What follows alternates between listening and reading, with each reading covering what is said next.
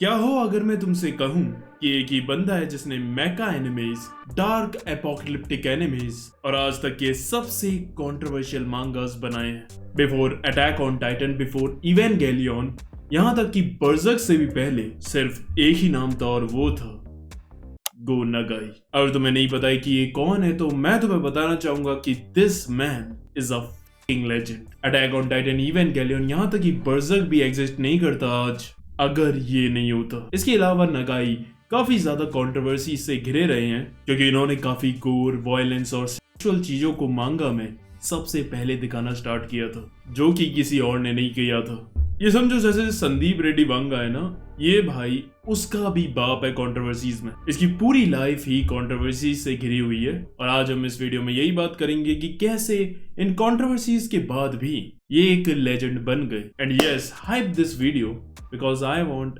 everyone should see this video। और हाँ, एक और बात, जो भी तुम आजकल एनिमेज के अंदर वो मैच्योरिटी देखते हो, वो बोल्ड चीजें देखते हो, जैसे कि बॉडीज, वो सारी की सारी चीजें इस बंदे की वजह से हुई है।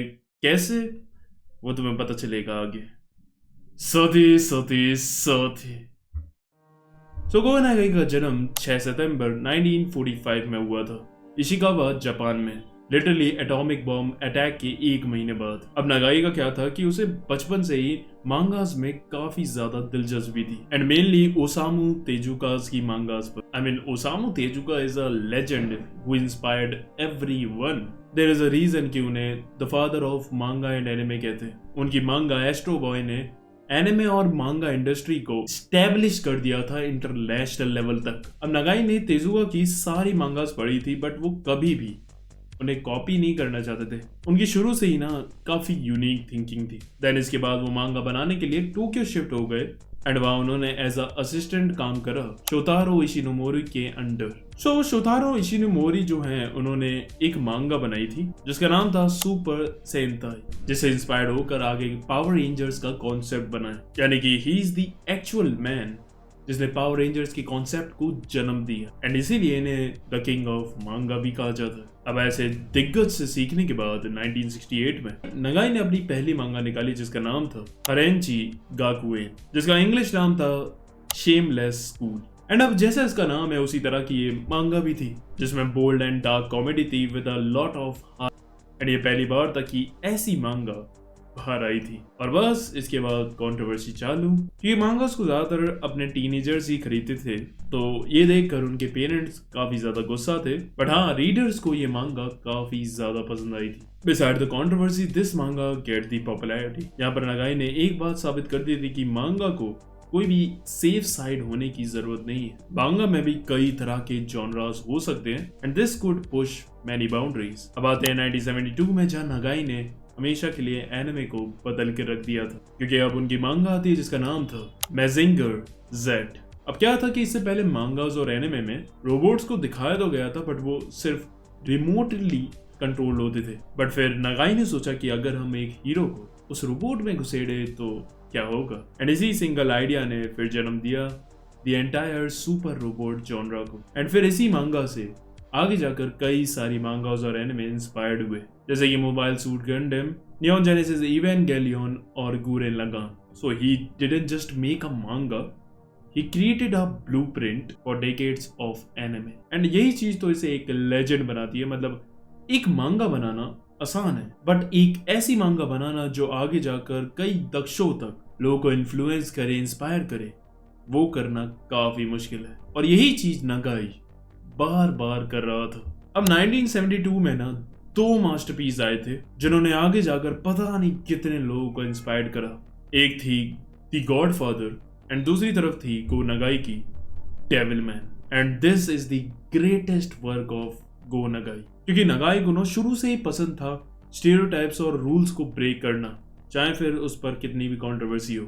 एंड ये नगाई का पीक था रूल ब्रेकिंग का क्योंकि इसमें सारे स्टीरियोटाइप्स को तोड़ा जाता है। हमने हमेशा हीरोज को ना एक अच्छे से गुड लुक्स में देखा है एंड विलन को एकदम डरावने और डार्क लुक में, बट इधर हमारा जो हीरो था वो एक डेविल था और हमारा विलन एक एंजल। उसके अलावा इट्स अ डार्क मांगा, इतना कि उस टाइम पर लोग इस मांगा को झेल भी नहीं पा रहे थे। इतना वॉयलेंट एंड गोर एंड पूरी स्टोरी साइकोलॉजिकली हमें चैलेंज भी करती है एंड हमसे ये क्वेश्चन करती है कि who is the real devil? क्या ह्यूमंस एक अच्छी स्पीशीज है या फिर वो डेविल से भी ज्यादा खौफनाक है? आई मीन उस टाइम पे 50 साल पहले ऐसा कॉन्सेप्ट लाना, आई मीन सच में यार मैं आज तक डाइजेस्ट नहीं कर पाता हूँ कि हाउ ही डिड इट। मतलब इतना रिस्की था ना ये मूव, मतलब सच में ये चीज अपने टाइम से काफी आगे गई थी, बट स्टिल नगाई ने रिस्क लिया and he did it. And सबसे बड़ी शॉकिंग चीज थी इसकी एंडिंग,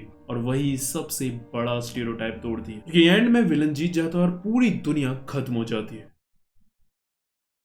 इट्स क्रेजी भाई, सोचो 50 साल पहले लोगों का क्या रिएक्शन होगा इस पर। बट हाँ, तुम्हें से काफी लोगों को ये नहीं पता होगा कि एक्चुअल में इस एंडिंग के पीछे एक काफी हिडन मीनिंग छुपा हुआ है, जिसे जानने के बाद तुम खुद कहोगे इट इज अ मास्टरपीस। और हाँ, इस एंडिंग को एक्सप्लेन करते हुए मैंने पूरी वीडियो बना रखी है, तुम इधर कहीं लिंक आ रहा होगा, क्लिक करके देख सकते हो। एंड यस, डेविल मैन से इंस्पायर्ड होकर ही केंतारो मियारो ने बर्ज़र्क बनाई, द ग्रेटेस्ट मांगा ऑफ ऑल टाइम। अगर गो नगाई ने डेविल मैन नहीं बनाई होती तो आज बर्ज़र्क भी नहीं होता। और यहीं से नगाई ने डार्क साइकोलॉजिकल जॉनरा को एक तरह से खोल दिया था। उसके बाद इन्होंने वॉयलेंट जैक भी बनाई एंड भाई साहब इस एनिमे में सब कुछ हुआ, एवरी फकिंग थिंग, वो भी बहुत ही ज्यादा ब्रूटल तरीके से। और इसके बाद इन्होंने और भी मैका एनिमेस बनाए जैसे कि UFO robot, Grendizer, Gaiking, Steel Jeeg and Getter Robo. यहाँ तक कि इस बंदे ने क्यूटी हनी मांगा तक बनाई जो कि एक magical and science fiction story थी and it is one of the first anime जिसमें एक फीमेल लीड हो। यू कांट एक्सपेक्ट कि ये बंदा ऐसी मांगास भी बना सकते हैं। आई मीन वॉयलेंट जैक कहाँ पर है एंड ये कहाँ है? ये दोनों मांगा कितनी ज्यादा अलग है। सुरगाई की ये खास बात भी थी कि every time he touched a genre he changed it. मतलब वो बंदा एक जॉनरा को जाकर बस छू देता है और ऐसा मास्टरपीस बन जाता है जिससे वो पूरा जॉनरा ही रेवोल्यूशनाइज हो जाता है एंड सब उससे इंस्पिरेशन ले सकते हैं। अब देखो, ये तो पता चल गया कि गो नगाई कितना बड़ा लेजेंड है। अब बात करते हैं कि why Go Nagai is different from any other manga artist. So Go Nagai जो है वो सिंपल हीरोज की स्टोरीज नहीं सुनाता, वो दिखाता है हमें मोरल ग्रे कैरेक्टर्स। मतलब कि जो हमारा कैरेक्टर है वो ना तो पूरा अच्छा है और ना ही पूरा बुरा, not white not black, the grey side. जब कैरेक्टर ऐसे बिल्ड करे जाते हैं ना तो उनके अंदर एक मिस्ट्री रहती है क्योंकि अब हमें नहीं पता कि इस सिचुएशन में ये कैरेक्टर क्या करेगा, क्योंकि अगर वो अच्छा होता तो अच्छा करता, बुरा होता तो बुरा करता, बट अभी वो दोनों ही नहीं है। एंड आई थिंक इसी चीज ने गो नगाई को गो नगाई बनाया क्योंकि इस चीज से ना कंफ्यूजन बढ़ती है और एनिमे और ज्यादा कॉम्प्लेक्स होता है एंड एक तरह से ना गो नगाई ऑडियंस के साथ कनेक्ट करता है एंड आपको सोचने पे मजबूर करता है कि आगे क्या हो सकता है। एंड स्पेशल बात ये भी है कि मैक्सिमम टाइम तुम प्रेडिक्ट भी नहीं कर पाते हो। अब प्रेडिक्शन की बात करें तो जैसे डेविल मैन की एंडिंग थी, मैं दावा कर सकता हूँ कि इस दुनिया में किसी ने भी एक्सपेक्ट नहीं किया होगा कि इसका एंड ऐसे होगा। तो जहां प्रेडिक्शन हमारी खत्म हो जाती है तो वहां एक शॉकिंग एलिमेंट आता है and as a reader, as a audience हमें मजा आता है जब स्टोरीज हमें शॉक करती है। एंड लास्ट पॉइंट है साइकोलॉजिकल गेम। जिस तरह से गो नगाई साइकोलॉजिकल तरीके से स्टोरी को प्रेजेंट करके हम ऑडियंस से ही क्वेश्चन करवाते हैं, that's a master class. And सोचो 50 साल पहले इस बंदे को ये करना आ गया था।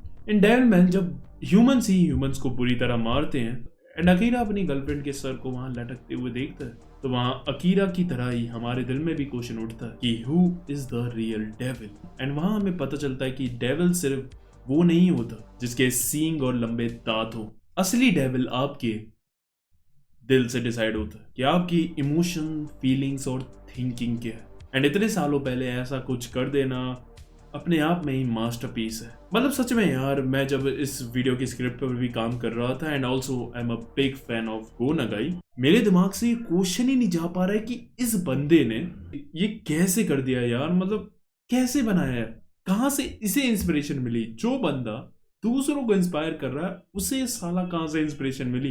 कसम से इतना ज्यादा क्यूरियस हूं ना मैं जानने के लिए। मतलब और एक और चीज जो तुमने नोटिस करी ली होगी कि जैसे तुमने डेविल मैन क्राई बेबी देखा हो तो तुम्हें उसकी स्टोरी ना आज के टाइम की ही लगेगी, जबकि एक्चुअली में उसे बने हुए 50 साल से भी ऊपर हो चुके हैं। सो या this happened when you created something ahead of its time. So last में मैं यही कहना चाहूंगा कि गो नगाई is not just a manga artist. He is the pioneer of mecha anime and dark fantasy mangas. And also he is the man who make anime mature. इसके बिना आज जो एनिमेज हम देख रहे हैं वो काफी अलग होते हैं। सो अगली बार कभी भी तुम मैका एनिमे देखो या कोई डार्क मांगा पढ़ो या फिर किसी एंटी हीरो की स्टोरी देख रहे हो, सो याद रखना सिर्फ एक बंदे का नाम Go Nagai, the man who changed anime forever. So यही थी मेरी video talking about the legend. और मैं भाई इसके और भी पार्ट बना सकता हूँ और बात कर सकता हूँ सातोशी कोन के बारे में, ओसामू तेजुका, अकीरा तोरियामा, केंतारो मियोरो। मैं पूरे दिन बात कर सकता हूँ भाई इनके बारे में, मुझे बहुत मजा आता है। But the main question is कि क्या तुम्हें ऐसी वीडियोस देखनी है? कमेंट करके बताना। वीडियो अच्छी लगी हो तो तुम्हें पता है क्या करना है, तो कर दो। अब देखो ये वीडियो तो खत्म हुई, लेकिन तब तक के लिए तुम ये दोनों वीडियोस देखो, कसम से मजा आ जाएगा। आज के लिए बस करते हैं। आरिगातो।